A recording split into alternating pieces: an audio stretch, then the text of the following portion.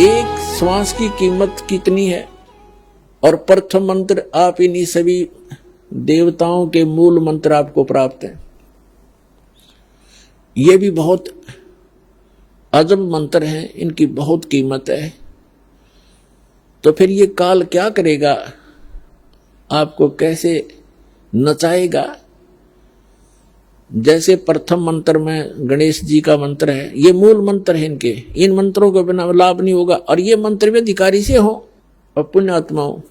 अब जैसे आप किसी अधिकारी डीसी या एसपी के पास जाते हो, एक सिंपल एप्लीकेशन ले जाते हो तो अपने समय पर कार्रवाई करेगा और उसके ऊपर फिर किसी की मोहर लग जा, किसकी, मंत्री की, मुख्यमंत्री की या प्रधानमंत्री का कोई संकेत, कोड वर्ड हो, आदेश हो, तो 5 मिनट में काम हो, सबसे पहले होगा। तो इसी प्रकार पूरे संत नाम लेकर के और फिर ये मंत्रों का जाप किया जाए, ये मूल मंत्र है, तो तुरंत काम करेंगे। वो सतर्क हो जाते हैं देवता की किसके माध्यम से आया है, तब उनको लाभ मिलता है। जैसे आप हमारे हरियाणा में भैंस, ये क्या नाम है, जैसे खागड़ हो या जोटा होता भैंसा, अब उसने भैंसा भैंसा करे जाओ, कति नहीं जान देता वो, और उसको एक बार कर दे हुर्र तो ऐसे देखेगा नो, वो उसका कोड वर्ड है, वो मूल मंत्र है उसका, जिससे वो अट्रैक्ट होता है, उसके बस की बात नहीं। तो इसी प्रकार ये मूल मंत्र हैं। इन मूल मंत्रों के जाप करने से ये देवता ऑटोमेटिकली प्रभावित होते हैं, इनके बस की बात नहीं। ये सब अपनी क्रियाएं आपको लाभ देना तुरंत प्रारंभ कर देते। तो जो पार होगी वो तो होगी, उनका तो समस्या हल होगी।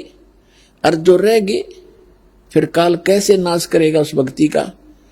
ये प्रत्येक शहर, प्रत्येक लोक में इसने रेस्टोरेंट बना रखे हैं और वहां का जो भी देव है वो कमीशन लेता आपके पुण्यों से, और तब अपने लोगों को चला रहे हैं।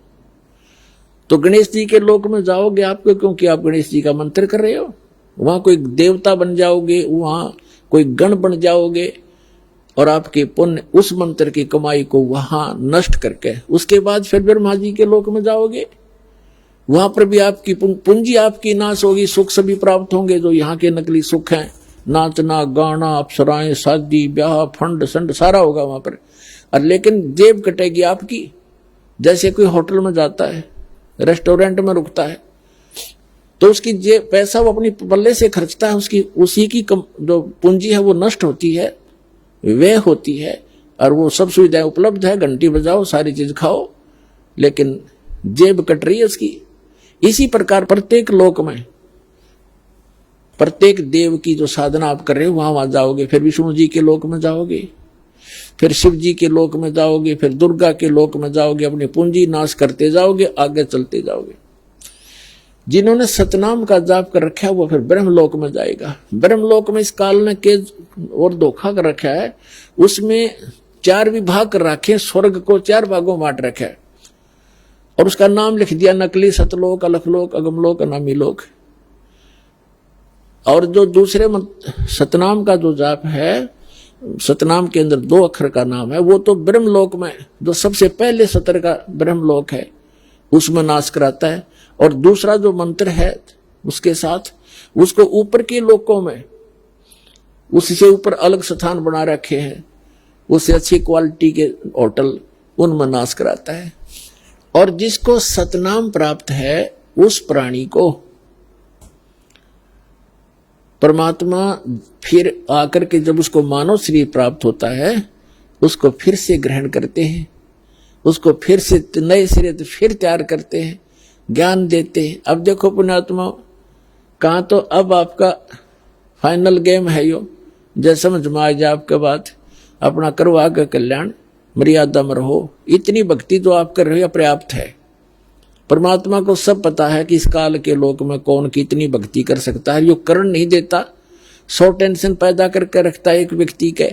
बताइए जीव कैसे पार होगा, कैसे भक्ति करेगा। तो इसलिए इन्होंने ऐसा अनमोल मंत्र दे दिया कि सारे दिन में 100, 200, 500 मंत्र भी सतनाम के कर लिए मैं तो भी पार कर दूंगा। मालूम है मालिक को कि ये कर नहीं सकते, इस हालत कर रखा है इसने जालिम ने, तो ऐसा अनमोल मंत्र दे दिया कि इसकी कीमत इतनी गजब की बना दर दी कि ये आप पे आपकी जो है संग इतनी बढ़िया कमाई बन जाएगी।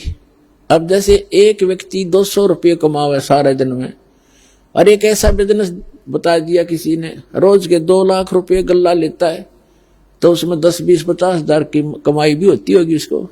तो आपको वो बिजनेस दे दिया, वो तरीका बता दिया कि इसमें आपको रोज की घनी कमाई होगी। तो इस प्रकार अब जो रह जाएगा, अब जो सारनाम प्राप्त प्राणी भी रह जाते हैं, सारनाम प्राप्त हो गया, इसका मतलब ये नहीं मुक्ति होगी। जिस दिन भी जरा सी गफलत करी उसी दिन काल गुद्दी पकड़ लेगा आपकी, चाहे कुछ भी प्राप्त कर रखे आपने। परमात्मा कहते हैं जब लग हंसा हमरी आना, आन मन मर्यादा में, और काल लगे नहीं तेरा बाणा। तो जब हम सतगुरु की शरण से दूर हो जाएंगे तब काल आपको जकड़ देगा, आपकी बुद्धि खुलना नहीं देगा। बुद्धि खुल नहीं होती तो पहले खुल गई होती आपकी, अब खुली आपकी बुद्धि परमात्मा के इस ज्ञान से, दास की माध्यम से, तो फिर उतनी ही जकड़ देगा। 1-2 महीनों के बाद ही आप यहाँ बंद कर दोगे तो उसी दिन आप उसी तरह बुद्धि घुमा देगा। ब्रह्मा विष्णु महेश की घुमा रखी था, आपका ब्योंत क्या है, आपकी तो फिर बुनियाद क्या है, विचार करना।